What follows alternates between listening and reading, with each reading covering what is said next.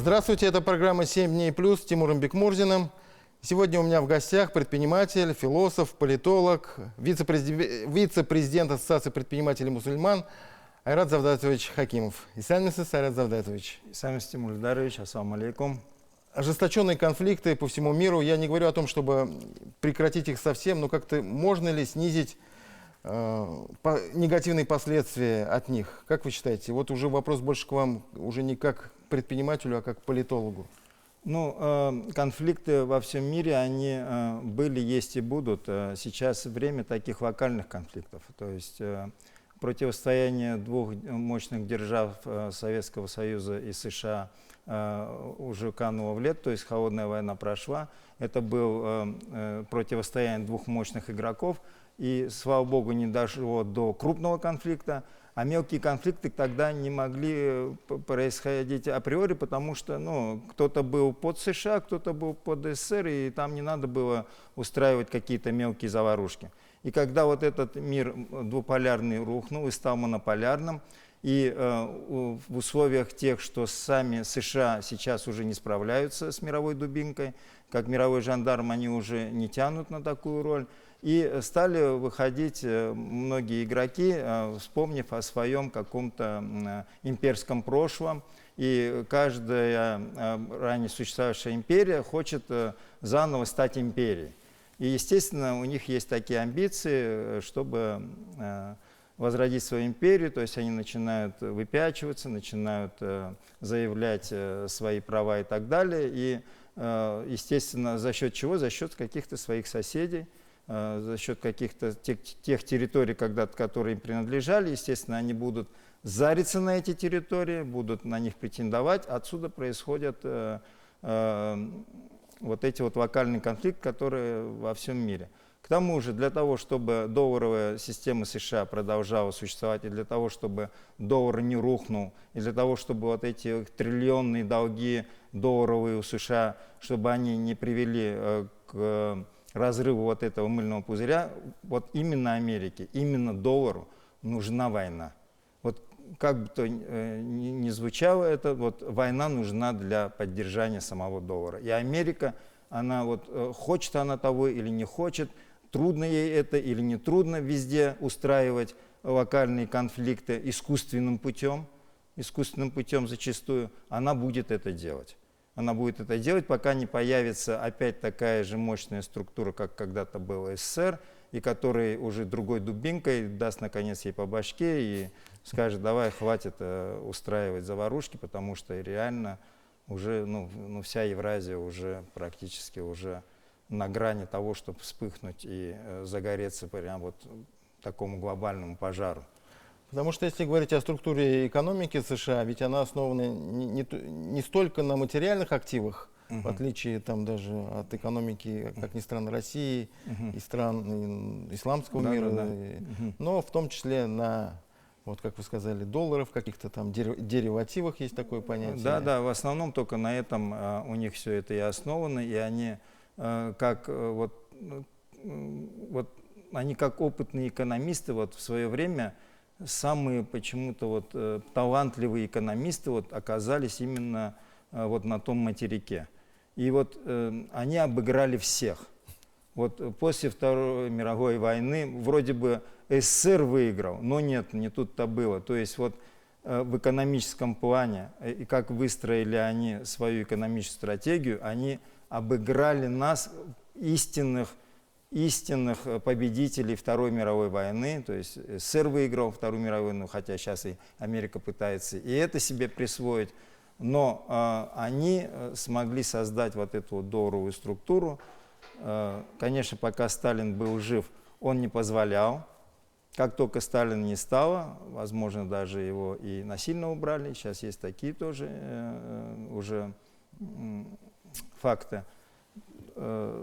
Теории, скажем так. Теории, факты, то есть, да, после смерти Сталина уже все им окончательно удалось вот, свою долларизацию по всему миру воплотить. Но, тем не менее, ошибки они тоже совершают в последнее время. Очень. В последнее время это вот просто ошибки за ошибками. И И я так думаю, специально такого президента поставили под дурачка, чтобы, ну, типа, вот на него и свалить как бы.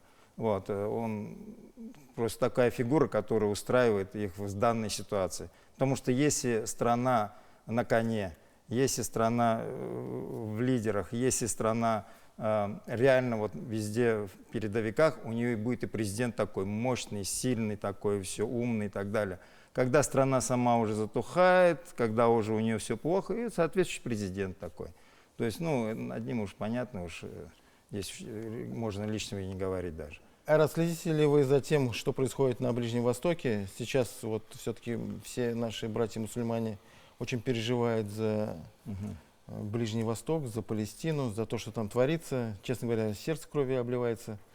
Телевизор без слез на глазах невозможно смотреть, когда показывают Палестину, сектор Газа, когда десятками тысяч детей особенно погибает ежедневно под завалами, прям целыми домами.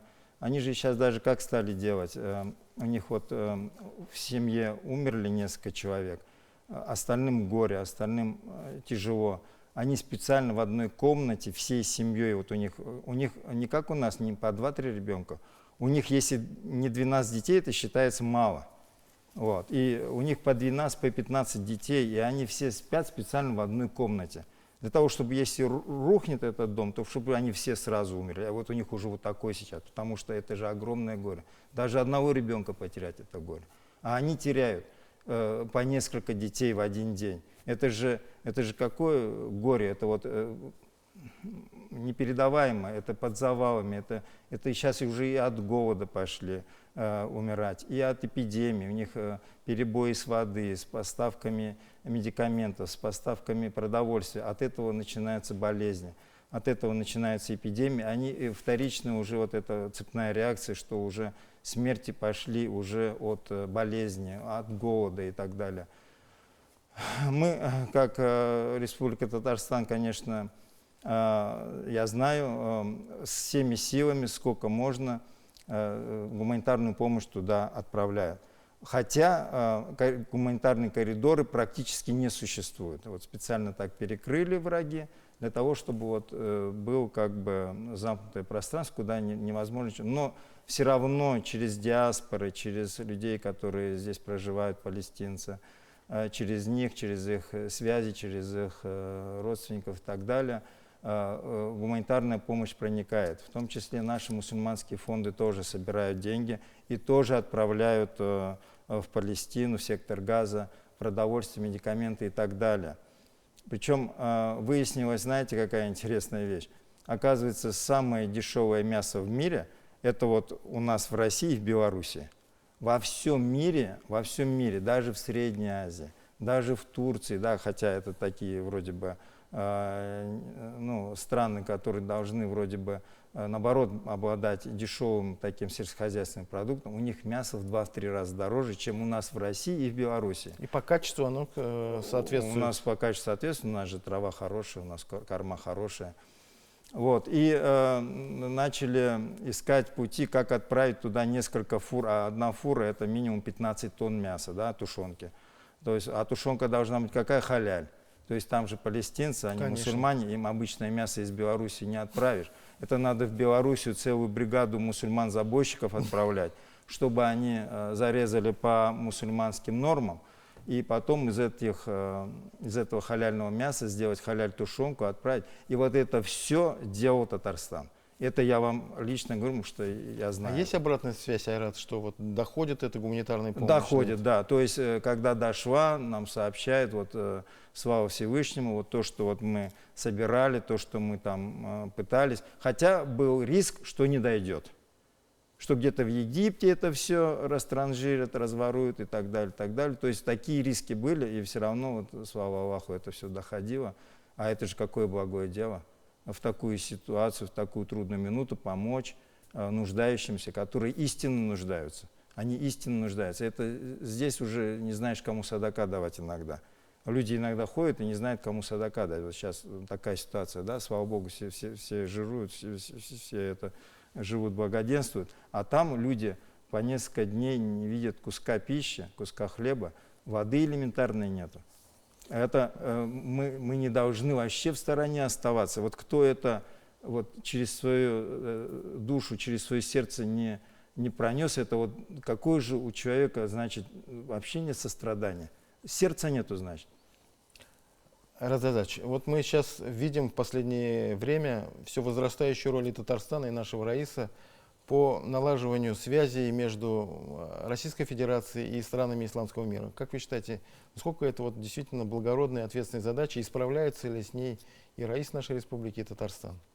Всю жизнь татары были связующим звеном для Российской империи, для того, чтобы налаживать торгово-экономические связи со странами Средней Азии, со странами исламского мира, с Ближним Востоком и так далее. Потому что татары, во-первых, мусульмане, во-вторых, народ прогрессивный, интеллектуальный, мудрый и торговый, так скажем. Вот, поэтому Российская империя всегда, если им нужно идти на восток, идти в Среднюю Азию, идти в мусульманский мир, без татар она не могла никогда туда идти. Это было всегда так исторически, и сейчас в том числе, потому что также исторически было, и также оно и есть. Татары остались такой нацией, которая именно может работать как мусульмане, как хорошие опытные торговцы, как грамотные со всех сторон люди и порядочные в том числе. То есть это же одновременно надо быть и грамотным, и порядочным. Иногда вот эти две вещи в одно не сходятся. У татар это, слава Аллаху, сходится. То есть и грамотность, и порядочность все в одном лице присутствует. И поэтому Российская Федерация через Татарстан сейчас налаживает опять мощные торгово-экономические связи со Средней Азией, с Ближним Востоком, со всеми мусульманскими странами, с Саудовской Аравией, с Арабскими Эмиратами. Единственная проблема есть с некоторыми странами, где Россия никак не может, то есть ввиду того, что эти страны сильно связаны с Америкой. Если там превалирует американское лобби, если там превалирует интересы Америки, то здесь уже тяжело работать, по понятным причинам. Кто наши самые главные стратегические партнеры? Как вы считаете, Айрат? Кого вы видите? Какие страны? Пока что Турция – это самый главный партнер. Иран? Турция, Иран, Средняя Азия. Сейчас Саудовская Аравия и Эмираты вот в последний год, это мы прям очень были приятно ошарашены такими встречами нашего президента, хотя во всем мире же мы изгои, во всем мире президент Путин. Изгои это в кавычках, да? Да, понятно, да. Хотя я много по странам езжу, когда говоришь, что из России, наоборот, очень тебя лучше встречают и, наоборот, как-то так восхищаются. О, Россия, да, good, давайте, наоборот. То есть внутри себя люди, наоборот, уважают Россию за то, что она бросила вызов такому гегемону, как США, и вообще всему западному миру. Они и так говорят: вы, говорит, воюете со всем НАТО, вы воюете со всей Европой, Америкой, и Канадой и Австралией одновременно. Одна страна. И, кстати, это уже вызывает уважение. Мы же и отстаиваем и свою безопасность, и традиционные ценности, и в том числе и поэтому с нами большинство стран исламского мира, которые увидели в этой борьбе своего союзника, Россию. Для мусульманского мира это всемирное мракобесие, да. Когда Европа, Америка погрязли в гомосексуализме, в трансвестизме и в прочих грехах, да, содомо-гоморских, а Россия заявила, что это не наш путь, что мы с этим будем бороться, и что мы, наоборот, против всей этой, всего этого бардака.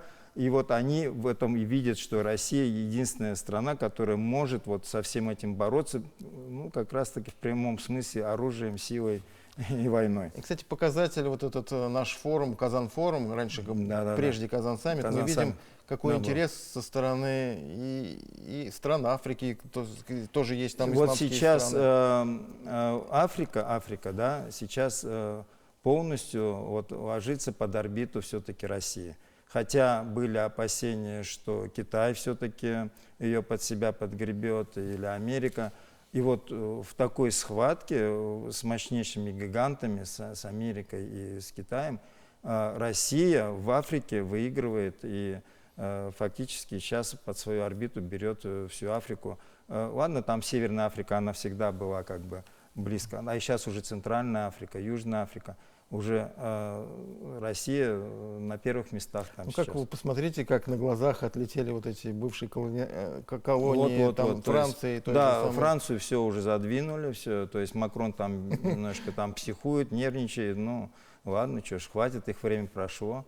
А это все были колонии, да, французские, английские и так далее, американские. А сейчас это уже будет, не колонии России, а это будут ближайшие стратегические партнеры. Причем Африку всегда недооценивали.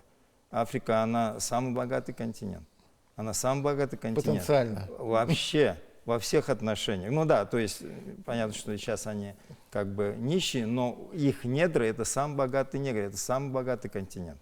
Вы еще и философ, насколько я знаю, и политолог, да? Дипломированный причем. МГУ, философский факультет, отделение политологии. Кстати, почему возникло желание туда попасть, да?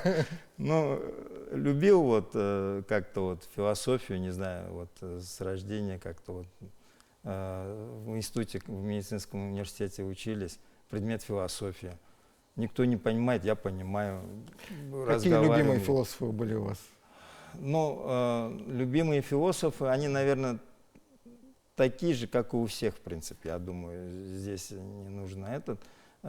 Сократ, как родоначальник эллинской философии, Кант, как родоначальник немецкой классической философии.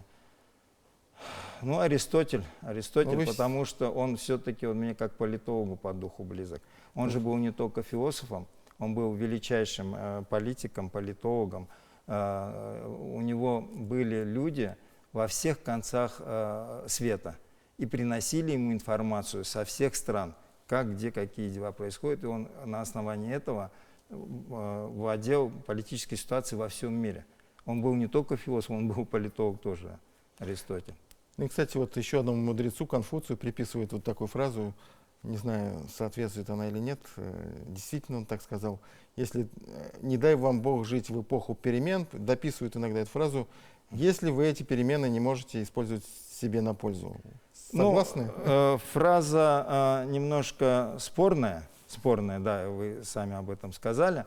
Там, скорее всего, Конфуций, у него, кстати, тоже ученики были, он их старался делать чиновниками.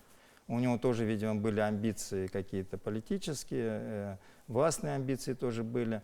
И его ученики были, в основном, он их старался делать чиновниками в последующем.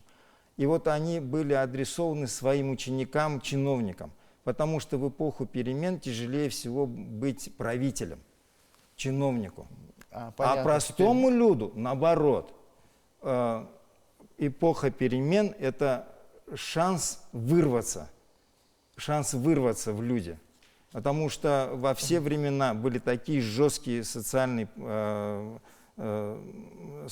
препоны, что даже вот в Индии, да, касты называются, то вот если к низшей касте относишься, ты даже не можешь думать о средней касте, думать даже не можешь. И чтобы взять себе в жены девушку из высшей стоящей касты, это все, тебя за это прям чуть ли не смертная казнь.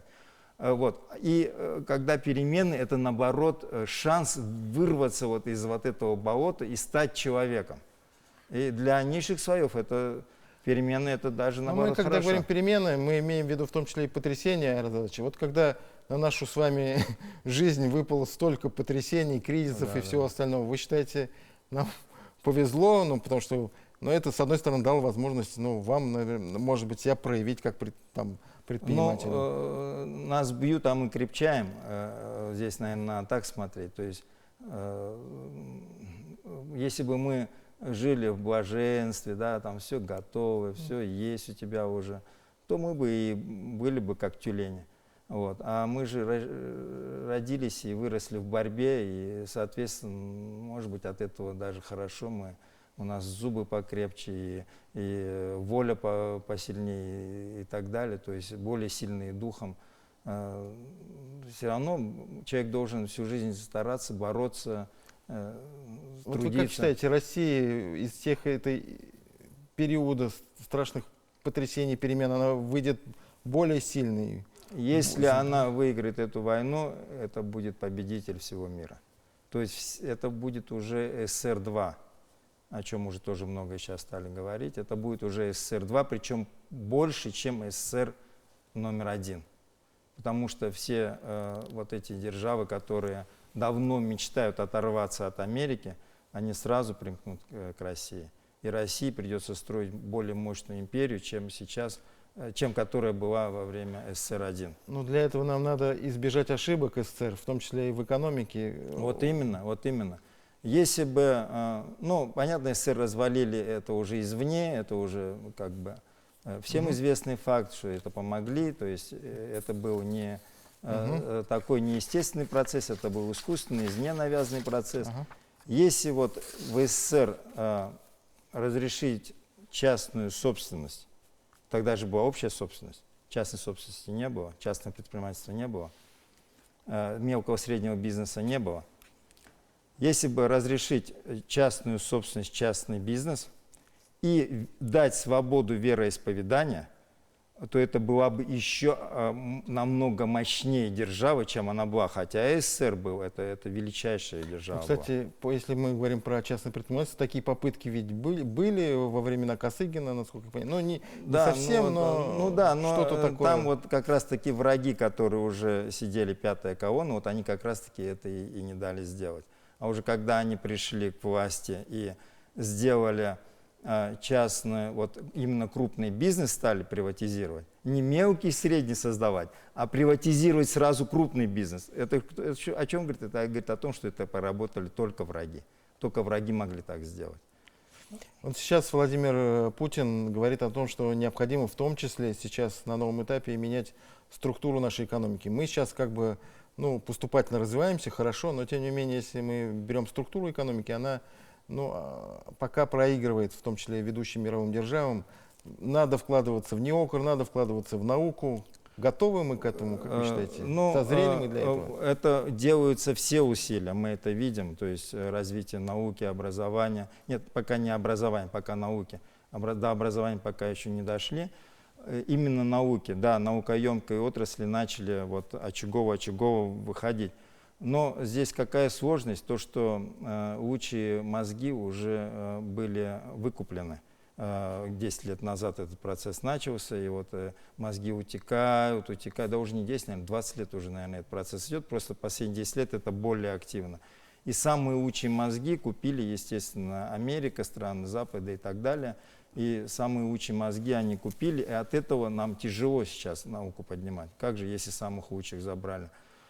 Сейчас заново создавать нужно новые. Но государство пытается и так далее. Ну, я думаю, что в дальнейшем, когда страна обогатится, она может перекупить их назад.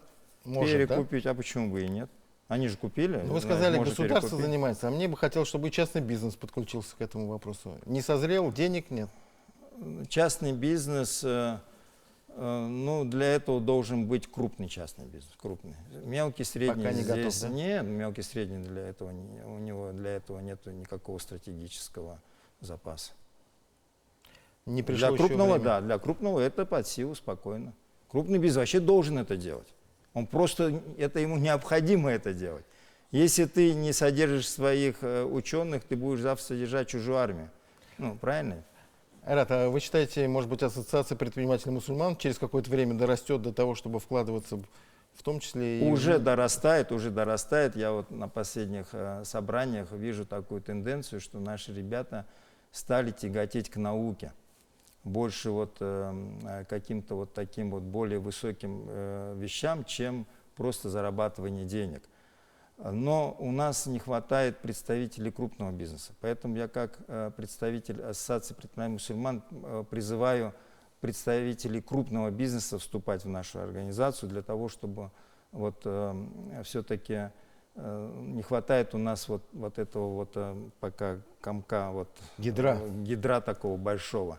Когда мелкий средний бизнес, да, когда вместе это все хорошо, но вот крупного не хватает. Я призываю все-таки крупных игроков, крупных бизнесменов вступать в наши ряды в АПМ РФ для того, чтобы создавать более глобальные проекты. Это интересно, потому что наверняка уже, когда у тебя есть все эти миллионы, миллиарды, уже жизнь становится интересной. А здесь появляется драйв, здесь появляется интерес что-то создавать. Мусульманские школы, мусульманские больницы, медресе, какие-то интересные проекты. Вот в этом вот заключается. Ну, подумаешь, у тебя было 20 миллиардов, отдал ты 1 миллиард, ты же от этого не обеднеешь, а ты, наоборот, духовно вырастешь. Спасибо большое, Арзадач. Рахман. И Спасибо. на этой позитивной ноте давайте завершать нашу встречу. Рахмет. Рахмат Сизга. Это была программа «7 дней плюс» с Тимуром Бекмурзиным. До свидания.